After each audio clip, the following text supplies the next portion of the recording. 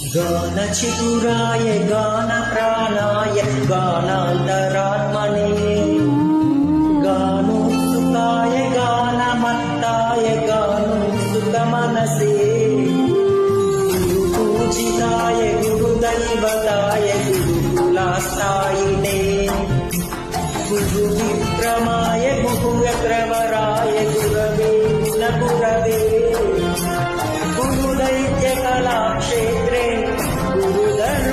गुरुधर्मसदाराध्याय गुरुपुत्रपवित्रात्रे गुरुपाखण्डखण्डकाय गीतसाराय गीततत्त्वाय गीतपुत्राय धीमहि